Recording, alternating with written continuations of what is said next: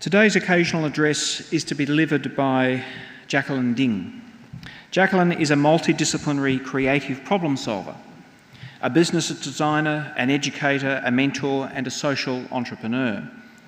Over the last 15 years, Jacqueline has worked with organisations to turn their biggest, wildest ideas into long-term, viable, lovable products, from startups, enterprises, media and digital product agencies in New York, Vancouver, Tokyo, Singapore, and now back home in Sydney.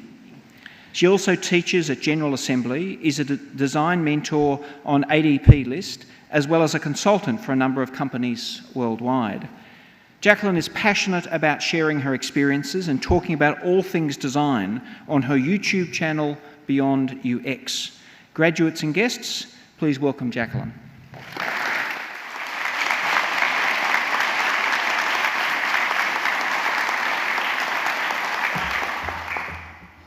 Good afternoon, and my warmest regards, firstly, to Grant Stevens, Deputy Head of the School of Arts and Design, and to Sentia Professor George Williams, AO.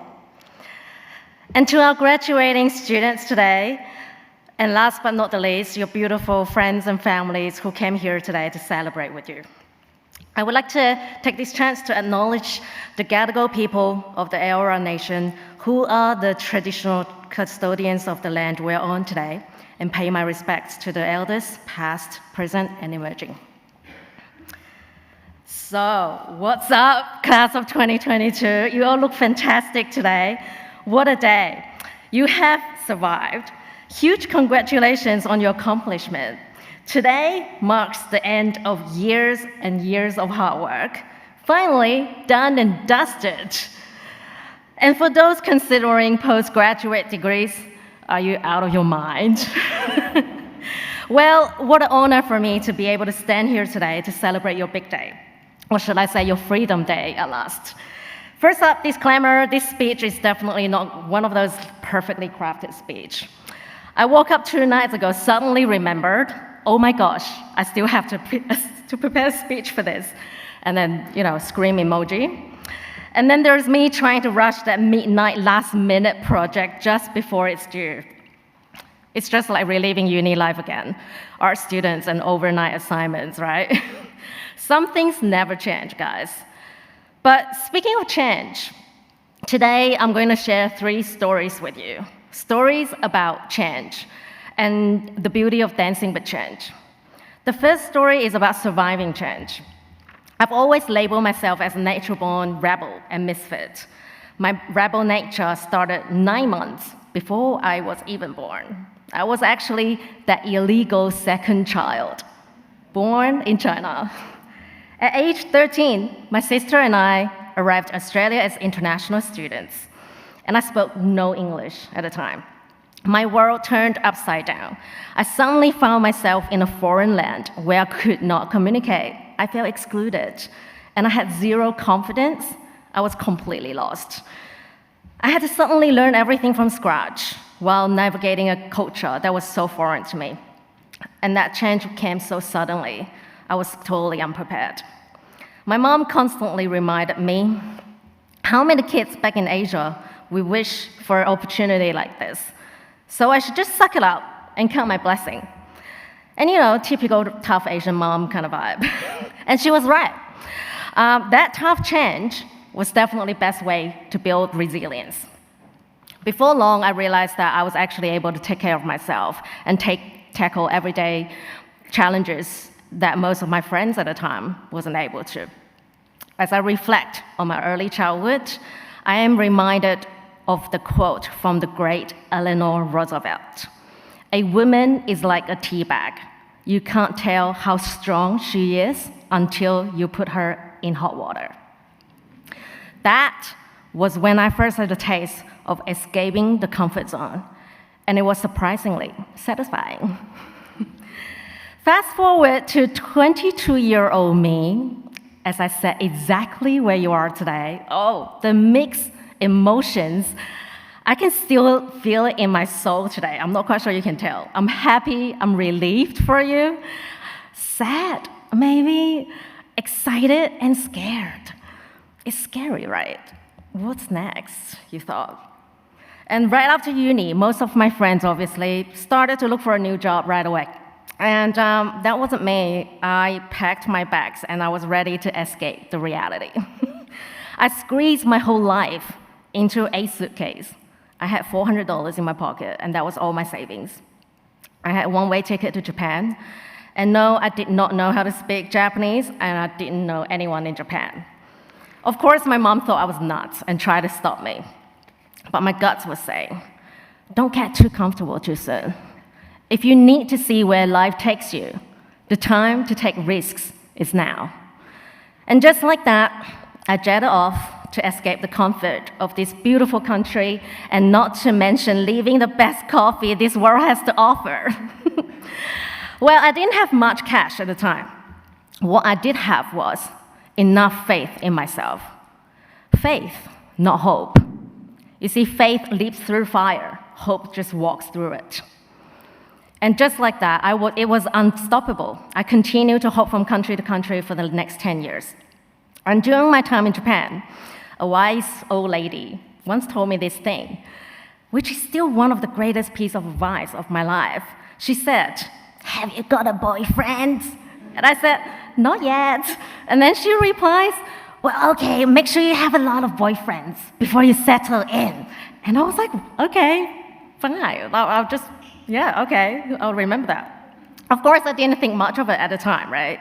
But over the years, her insights somehow keep ringing true to me. I think what she really meant was, don't settle for less. You've got to find what you love. In order to do that, your first step is to know what you don't love and put them in your meh list as you go. It is as true for your job as for your relationships. Your work, of course, is going to feel a major part of your life, right? And the only way to be truly satisfied is to keep discovering what you love. And when the door opens, please walk through it. Don't hesitate. Meet new people. And when a door closes, there will be many other doors opening at the same time. So just keep looking, keep opening those doors. Have an open mind. Welcome opportunities so that you can start removing distractions and noises along the way. That way, you can start craft the ideal state for yourself to thrive. Time is on your side. It's okay if you don't find work right away and want to experience life a little. It's okay if you keep changing jobs at the beginning because you don't want to blend in or settle down for less. It's okay if you ended up doing something completely different to what you've just learned here. I mean, it happens. This is just one of your first chapters. It's okay not to have all the answers to every question. I mean, I still don't. Remember, you always have the power to say, "I don't know yet, but I'll get back to you." And this, my friend, is a very powerful statement. And comes in extremely handy at times. Just remember when your parents eventually ask you, "When are you going to move out?" And you can gracefully answer, "I don't know yet, but I'll get back to you." The last story is about thriving through change. You know the saying, "You might get hit by a bus tomorrow"? Yeah. Well, I actually did get hit by a bus. I know. When I was 24, I got hit by a bus. I jaywalked across a street, not far from here, actually. And let's just say this changed. I did not see it coming, literally. By the time I got to the hospital, I had already stopped breathing. They pulled me back from death. I was in coma for 4 days. I lost my memory for a while due to traumatic brain injury. And I've lost my right eyesight. Plus, I had to breathe through a tube for a long time. The doctor predicted that based on the conditions on day one, I'd still be struggle to even speak after a few months, if I was lucky. But now, I hope you all learn from my mistakes. Don't jaywalk. Look twice before you cross the road, please. So, how did you cope with losing the sight in one eye, you asked? Well, when the doctor said I could never be able to see again from my right eye, my first reaction was, oh no, watching 3D movie will never be the same again. And that was it, really. That's my only reaction I ever remembered at that time. But you see, humans are truly magical creatures. When one eye retires, the other eye picks up 90% of what two eyes could achieve. And now I can actually have this opportunity to see the world from a different lens. Like when I go hiking now, the forest actually looks like a two-dimensional oil painting.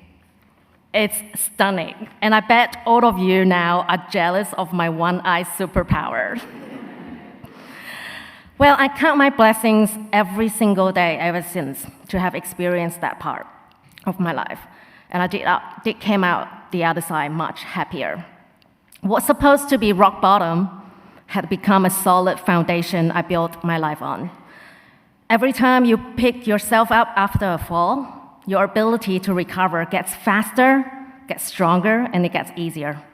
Soon, you realize that nothing is going to beat you down. Imagine what you can do when you truly believe nothing is impossible.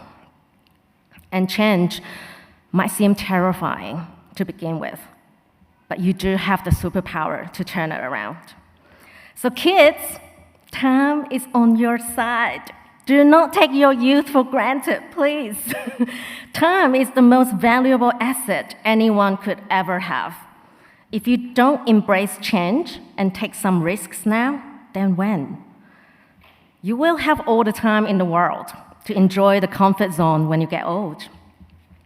The older you get, the more baggages you have, and the less flexible you are. And I mean that literally. The other day, I got out of bed, and my back hurt like hell. I didn't even do anything. I just got out of bed. So don't take your youth for granted.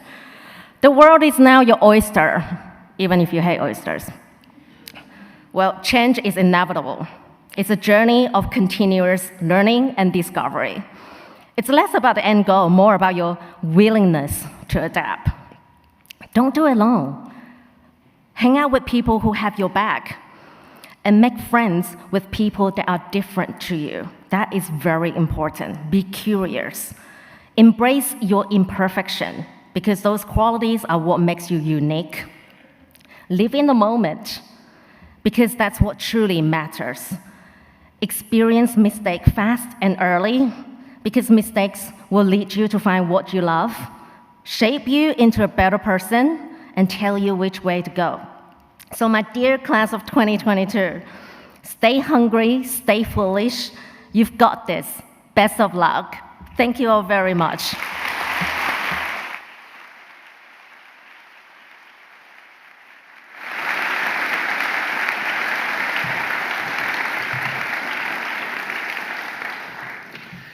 Thank you, Jacqueline, for that wonderful, inspiring speech. If nothing else, I'm definitely going to look both ways before I cross the road this afternoon. We really do appreciate your words of wisdom, the thought you've put into that speech, and the advice that you've given our graduates. And can I say on behalf of the university, we're very grateful for you speaking today. Could I just ask us one more time, please, to give a round of applause for our guest speaker today, Jacqueline Ding.